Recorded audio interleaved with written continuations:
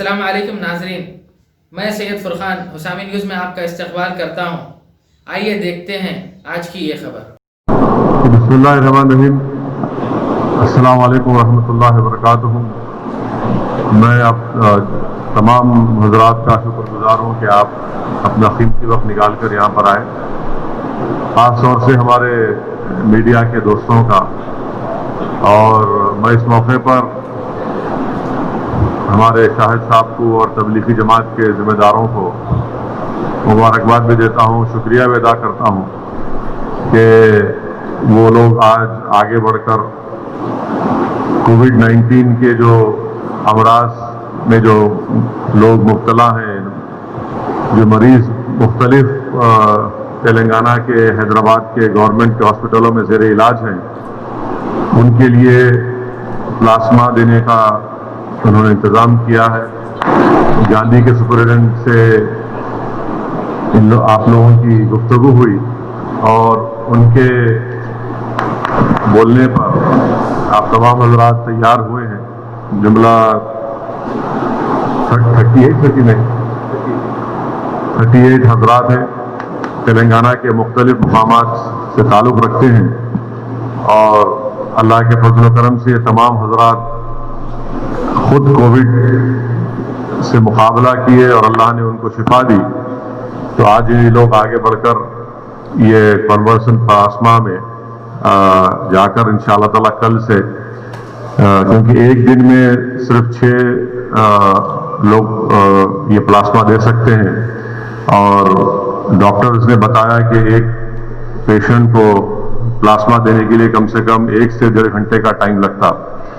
तो ये मैं समझता हूँ कि बेहतरीन खिदमत है, और अल्लाह सुब्हाना व तआला से दुआ है कि अल्लाह इन हज़रात की खिदमत को कबूल करे, और अल्लाह सुब्हाना व तआला हमारे तेलंगाना में, पूरी रियासत में, पूरे मुल्क में, बल्कि पूरी दुनिया में आज जो लोग इस वायरस का शिकार हैं, अल्लाह अपने फजल व करम से इस वायरस का खात्मा भी करेंगे इंशाअल्लाह, और जो शिफा है अल्लाह उनको अपने फजल व करम से अल्लाह उनको शिफा भी देगा। और ये बेहतरीन काम तबलीगी जमात के ज़िम्मेदारों की तरफ से किया जा रहा है, क्योंकि आप देखते हैं कि जब से ये कोविड-19 से लड़ाई शुरू हुई, अफसोस के साथ ये कहना पड़ता है कि बजाय वायरस से मुकाबला करने के लिए मुल्क में ख़ास तौर से मरकज़ी हुकूमत की जानिब से और संघ परिवार के चाहने वालों की जानिब से, उनकी तमाम तंजीमों की जानिब से ये झूठा प्रोपेगेंडा शुरू कर दिया गया कि तबलीगी जमात की वजह से ये सब चीज़ें फैली हैं। बिल्कुल गलत है। मैं शुरू से कह रहा हूँ कि 30 जनवरी को हमारे मुल्क में पहला पेशेंट आया कोविड वायरस का। 3 लोग थे केरला के, उनका क्या मजहब था, फिर इटली से आए हुए टूरिस्ट थे, और उसके बाद बाज़ाब्ता आप देखते हैं कि बदबख्ती की, अफसोस की बात है कि हमारे मुल्क में ये वायरस फैलता जा रहा है, और आज करीब 1,85,000 के ऊपर से ज़्यादा केसेस हो चुके हैं।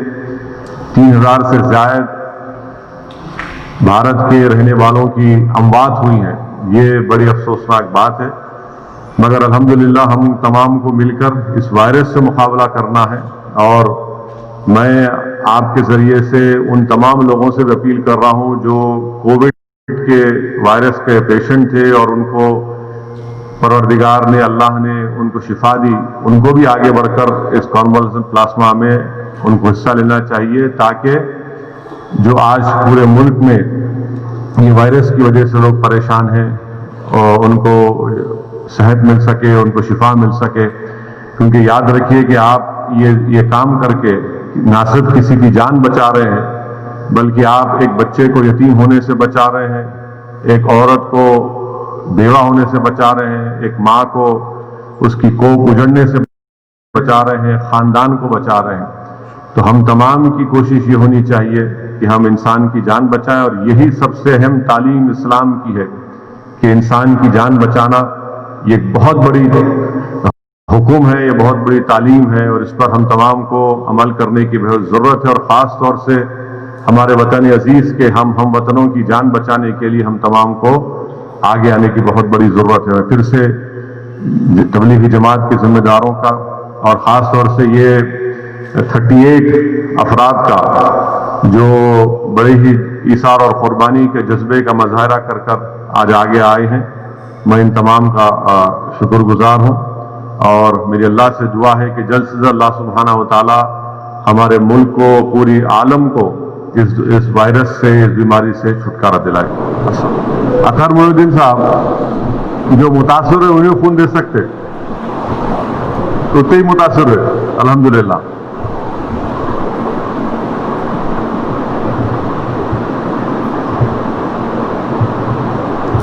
क्या अभी नहीं पूछ रहे?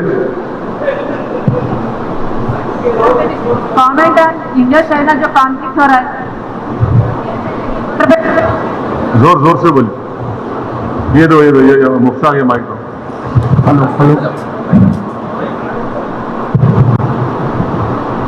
इंडिया चाइना के बॉर्डर पे जो कॉन्फ्लिक्ट हो रहा है इस पे आप कमेंट क्या है? हाँ,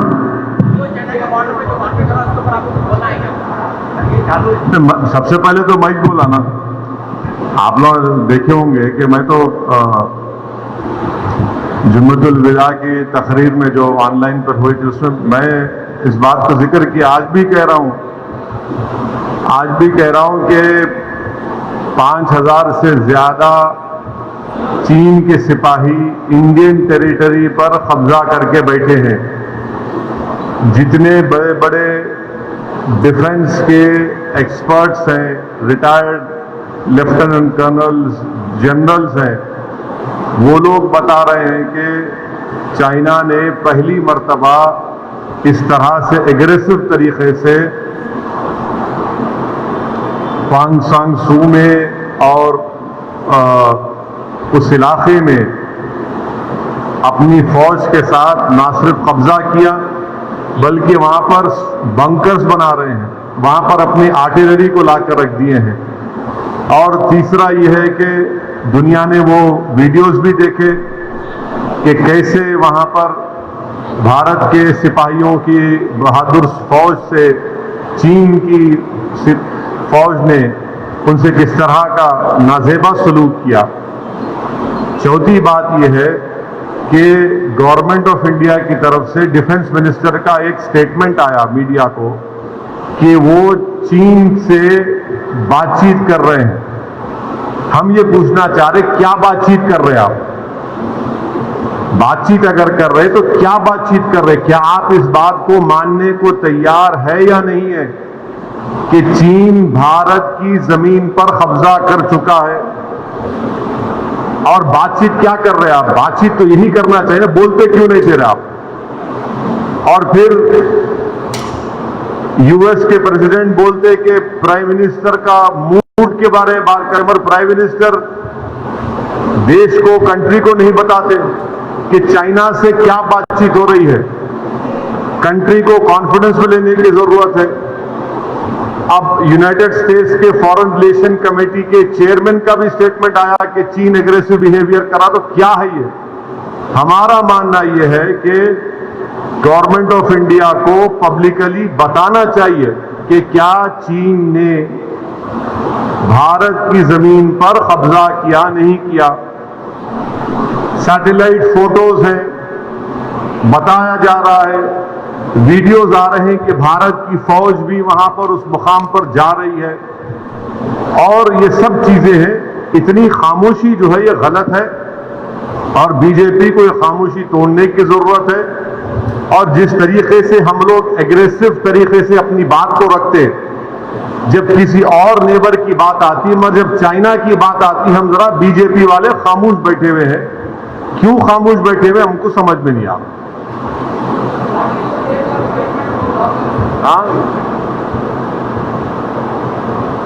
Sir, what is your take on 5.0 lockdown?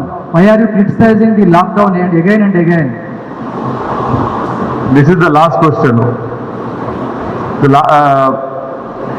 I have been consistently criticizing the lockdown because it is unconstitutional. If you read the constitution, states under the state list the states are responsible for public order, health and law and order. The government of India and the Modi government cannot violate the Constitution 7th schedule.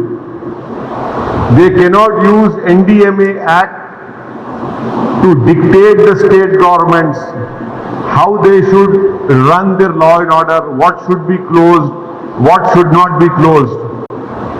It is very unfortunate, and I don't know, I cannot answer your question, that why did the chief ministers accept this diktat, or this unconstitutional diktat of Modi government? Am I against lockdown? No.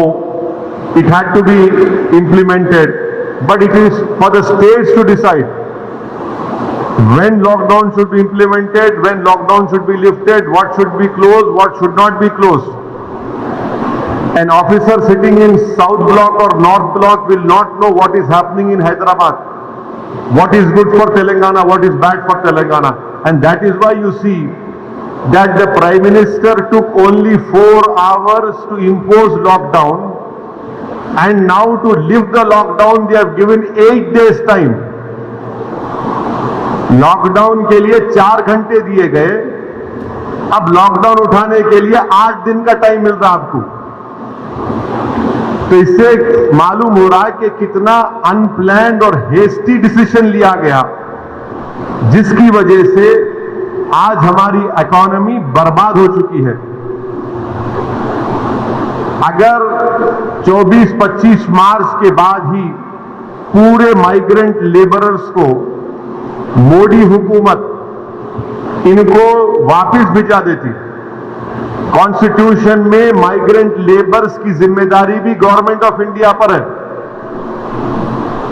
Constitution में migrant labours की जिम्मेदारी government of India पर है। अगर 24 मार्च के बाद 1 हफ्ते के अंदर ये माइग्रेंट लेबर्स को जब भिजा देते, इसलिए कि 24 मार्च को सिर्फ 560 कोविड के केसेस थे, 560 केसेस थे, उसी वक्त उनको भिजाते जब वायरस ताकतवर नहीं था। अब आप मोदी सरकार के विजन देखो आप कि अब इकोनॉमी खोल रहे, पूरा लेबर जा चुका है और 1,85,000 के ऊपर वायरस के पेशेंट्स हैं इंडिया में, एक्टिव केसेस है। तो ये कौन सी प्लानिंग है, ये कौन सा विजन है? इसीलिए मैं कह रहा हूं कि लीगली ये अनकॉन्स्टिट्यूशनल है, ये अनप्लैन्ड है और इनके गलत फैसले की वजह से पूरे मुल्क के गरीब बर्बाद हो चुके हैं। अभी आपको ये बर्बादी नजर नहीं आएगी, 15-20 दिन, महीने भर के बाद जब आप लोग बाहर निकलेंगे उनको अंदाजा होगा कि क्या हाल हो चुका है। तेलंगाना स्टेट गवर्नमेंट खुद कह रही है, चीफ मिनिस्टर का स्टेटमेंट है कि FRBM एक्ट को 3 से 5% जब करे तो उसके कंडीशंस लगाए वो गलत है। चीफ मिनिस्टर खुद कहा कि स्टेट के लोन्स को डिफर करना था, वो भी गवर्नमेंट ऑफ इंडिया तैयार नहीं है। वेज एंड मींस एडवांस को 100% करना, वो भी तैयार नहीं है। तो मोदी गवर्नमेंट स्टेट गवर्नमेंट्स की क्या मदद कर रही? कुछ मदद नहीं हुई अब तक। इसीलिए स्टेट गवर्नमेंट्स के पास रेवेन्यू नहीं आ रहा। चीफ मिनिस्टर और तेलंगाना गवर्नमेंट का स्टेटमेंट आप लोग देखे होंगे, आप मीडिया कॉन्फ्रेंस कवर के सीएम की, जिसमें तेलंगाना सीएम ने कहा कि तेलंगाना को 11,000 करोड़ का रेवेन्यू आता था महाना, अब वो जाकर 1200-1100 करोड़ हो गया। 3,000 करोड़ तो खाली तनख्वाहें देने को जाती हर महीना स्टेट गवर्नमेंट। तो मोदी गवर्नमेंट क्या सपोर्ट कर रही स्टेट गवर्नमेंट्स को? कोई सपोर्ट नहीं है। और ये जो 20 लाख करोड़ का ये जो बजट इकोनॉमिक पैकेज अनाउंस किया गया, उसको मोदी गवर्नमेंट ने कहा कि 10% ऑफ जीडीपी है। वो 10% नहीं है, वो 1.6% ऑफ जीडीपी है।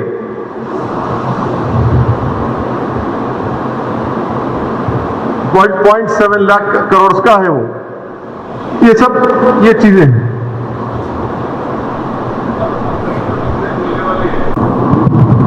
करीब में मस्जिदें खोलने वाले हैं, तो अभी बारिश से पहली बार जो है कोविड का सामना होगा, तो आप इसको कैसा देखते हैं सर? नहीं, आपका सवाल क्या है? मस्जिद नहीं खोलना? नहीं, मस्जिद खोल रहे हैं ना सर, तो पहली बार जो है कोविड में बारिश हो रही है, तो केसेस बढ़ रहे हैं, हर जगह केसेस बढ़ रहे हैं, अल्हम्दुलिल्लाह से तेलंगाना में कम हो रहे हैं, तो इसके लिए आपका क्या सजेशन? आप बोर्ड के मेंबर भी हैं। नहीं, मेरा पूरे मुल्क के मुसलमानों से अपील ये है कि इंशाल्लाह मस्जिदें खुलेंगी 8 तारीख के बाद, तो खोलना पड़ेगा। खाली कंटेनमेंट जोन्स में जो है वहां तो मुश्किल होगा, जो कंटेनमेंट। मेरे पूरे मुसलमानों से अपील ये है कि हम तमाम को एक पॉलिसी और एक उसूल बनाना चाहिए कि हमारे मस्जिदों में जो 65 साल के ऊपर ज़ईफ हैं उनको हम रोके कम से कम 1 जून के पूरे महीने ख़त्म होने तक, क्योंकि उनके जिस्म में इम्यूनिटी कम हो जाती है। मुख्तलिफ खुदा न खास्ता अगर उनको डायबिटिक है, बीमारियां हैं, तो बॉडी में वायरस से मुकाबला करने की ताकत कम हो जाती है। तो मैं ये अपील कर रहा हूं कि 8 जून को इंशाल्लाह तो खुल जाएंगे, मगर कम से कम जून के ख़त्म होने तक हमारे जो 65 साल के ऊपर जो ज़ईफ अफराद हैं उनको हम समझाएं, उनसे रिक्वेस्ट करें कि कम से कम जून के ख़त्म होने तक आप थोड़ा मस्जिद को मत जाइए, घर में नमाज पढ़िए। जो नौजवान हैं जो जरा मस्जिदों को कम जाते, अब वो जाकर मस्जिद को आबाद रखें। तीसरे ये कि मसाजिद में अगर कारपेट है और उस कारपेट को निकाल सकते आप, तो फौरन निकालकर पत्थर के ऊपर नमाज पढ़ना चाहिए, क्योंकि कारपेट में एपिडेमोलॉजिस्ट और जितने हेल्थ एक्सपर्ट से डॉक्टर्स वो बोलते हैं कि कारपेट में बहुत से जरासीम जम जाते और उससे हो सकता है कि खुदा ना खास्ता किसी को वायरस लग सकता। तो चौथी बात काम हमको ये करना चाहिए कि मसाजिद में बैतुल खला और वजू का इंतजाम ना रखें, क्योंकि वो वजू करते, कुली करते और फिर आप आके नमाज पढ़ते, तो लोग घर से ही अपने वजू कर आए और नमाज जब पढ़ेंगे तो नहीं मालूम मुफ्तिया इकराम को फैसला करना है कि अगर पूरी दुनिया में जहां जहां मसाजिद खोले गए, चाहे वो मस्जिद नबवी हो, हरम शरीफ मक्के में हो, या टर्की हो, या दूसरे मुकामात पर, हमेशा की तरह जो खंडे से खंडा मिलाकर सब बनती थी वैसा नहीं बन रही अब। तो क्या मुफ्तिया इकराम ये फैसला दे सकते पूरे मुल्क में कि भाई जब 8 तारीख से मसाजिद खोले जाएंगे तो सोशल डिस्टेंसिंग को बरकरार रखते हुए हम सब बंदी करें नमाज की? ये हमारे मुफ्तियों को सोचना पड़ेगा कि कितना ये कर सकते क्या, क्योंकि मुख्तलिफ ममालिक में हो रहा है। तो मैं तो गुजारिश करूंगा हमारे उलमाओं से कि वो भी इसका फैसला कर ले, मगर दूसरे जो 4 चीजें मैं कहा हूं उस पर यकीनन गौर करिए आप। मैं किसी से नहीं कह रहा हूं कि मस्जिद को मत जाइए, मैं ये कह रहा हूं कि आप सही कह रहे हैं कि वायरस अभी बढ़ रहा है, वायरस खत्म नहीं हुआ है, वायरस बढ़ रहा है अभी।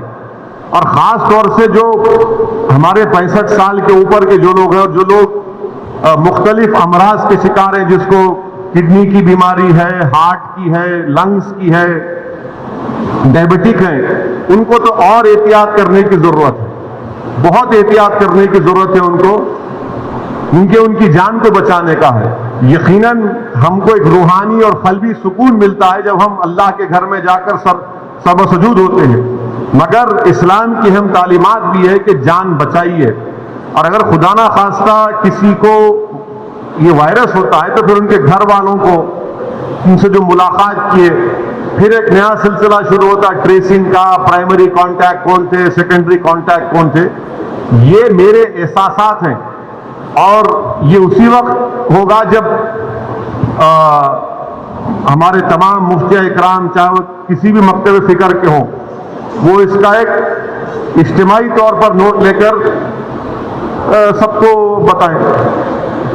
असद साहब, एक गुज़िश्ता हफ्ते एक मुस्लिम मैयत को शमशान घाट में अतारुद्दीन बोलिए, आपको पूछो बोल के बोलिए। हाँ बोलिए। तो उसको डिमांड किया जा रहा है कि वहां से मुंतकिल करो बोल के। अभी एक बात सुनो, अगर आपके हमारे भाई की लाश तो निकालते थे आप, एक अपने पर रख के सोचो भाई, से सवालात क्यों करते आप लोग?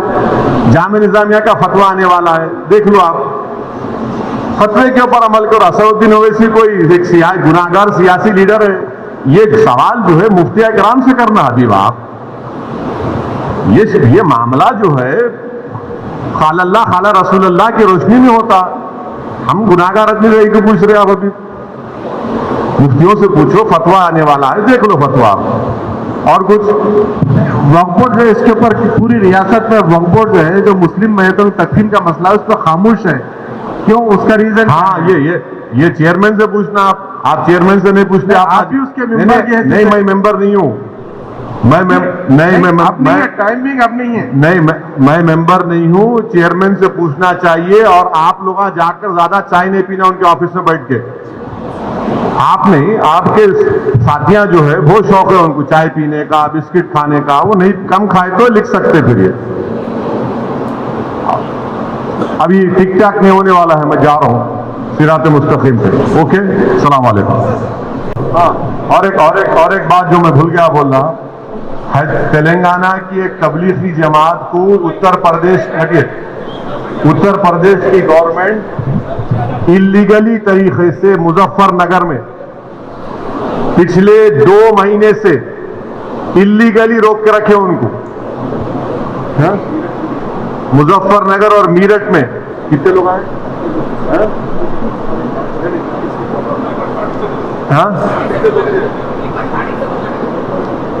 उत्तर प्रदेश में योगी सरकार तेलंगाना के तबलीगी जमात के 40 से ज्यादा लोगों को इलीगली तौर से रोक के रखे हैं मुजफ्फरनगर में और मीरठ में।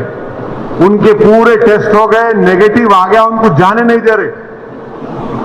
शर्मनाक बात है। मैं मुजफ्फरनगर के कलेक्टर से 1 नहीं 5 मर्तबा मैडम को फोन किया, ईमेल किया, कोई रिप्लाई नहीं है। कौन से लॉ के तहत आप उनको रोक के रखे वहां पर? ये आर्टिकल 21 का ग्रेव वायलेशन है जो यूपी सरकार कर रही है। कल इलाहाबाद हाईकोर्ट का जजमेंट भी आ गया कि तमाम लोगों को जिनको यूपी की गवर्नमेंट रोक के रखी है, जिनका टेस्ट नेगेटिव में 1 नहीं 3 मर्तबा नेगेटिव आ गया, इनको फौरन जाने देना चाहिए। और मैं तेलंगाना गवर्नमेंट से भी अपील करता हूं कि हमारे ये 40 लोग जो तेलंगाना के हैं, इनको फौरन लाने का इंतजाम करना चाहिए। वो अपने तौर पर यूपी से अपना इंतजाम कर लेंगे। पूरे रिपोर्ट्स उनके पास है। गैर जरूरी तौर पर 1.5-2 महीने से इलीगली रोक के रखे उनको। उनके ला के नोटिस लगा दिए, तुम निकले तो मार को नहीं निकलने देंगे। ये क्या है बताइए आप? ये जुल्म है ये तो हम उम्मीद करते कि इलाहाबाद हाईकोर्ट के जजमेंट के बाद ये मीरठ और मुजफ्फरनगर के और जहां हैं जो लोग कोई इलीगली रोक कर रखे पूरे इंडिया से, वो पूरे के पूरे निकलकर इंशाअल्लाह ताला अपने अपने स्टेट्स और अपने शहर अपने घर तक पहुंचेंगे इंशाअल्लाह।